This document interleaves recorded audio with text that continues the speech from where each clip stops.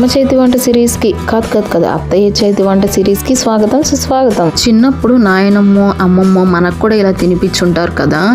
నాకైతే మా అత్తగారు ఇట్లా వాళ్ళ మనవాళ్ళకి మనవరాళ్ళకి తినిపిస్తుంటే నాకు కూడా నా చిన్నప్పుడు రోజులు గుర్తొచ్చాయి. మీకు కూడా కదా ఫ్రెండ్స్. మా అత్తయ్య చేసిన గుడ్డు పులుసు ప్రాసెస్ చూద్దామా. ఫస్ట్ ఎగ్స్ బాయిల్ చేసుకొని షెల్స్ తీసేసి సైడ్ కి పెట్టుకోవాలి. చింతపండు తీసుకొని క్లీన్ చేసేసి వాటర్ పోసిన సైడ్ కి పెట్టేసేయాలి. గుడ్డు పులుసు అంటే చాలా మంది చాలా రకాలుగా చేస్తారు, కానీ మా అత్తయ్య చేసే ఈ స్టైల్ అయితే గనక మాకు చాలా ఇష్టము. టేస్ట్ కూడా సూపర్ ఉంటుంది. ఫస్ట్ అయితే పాన్ లో ఆయిల్ వేసుకొని పచ్చిమిర్చి, ఆనియన్స్, కరివేపాకు, సాల్ట్, పసుపు వేసుకొని ఒక 5 minutes అనేది ఫ్రై చేసుకోవాలి.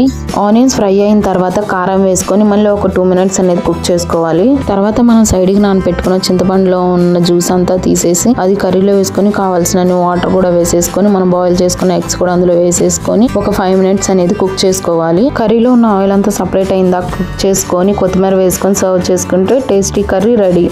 కర్రీ గురించి మా అత్తయ్య మాటల్లో. చూసారు కదండి, ఈ కర్రీ నోరు బాగున్నప్పుడు పుల్ల పుల్లగా కారం కారగా చాలా బాగుంటుందండి. మరి కర్రీ మీరు ఒక్కసారి ట్రై చేయండి. నా కోడలు ఛానల్ లైక్ చేసి ఫాలో చేయండి. Thank you.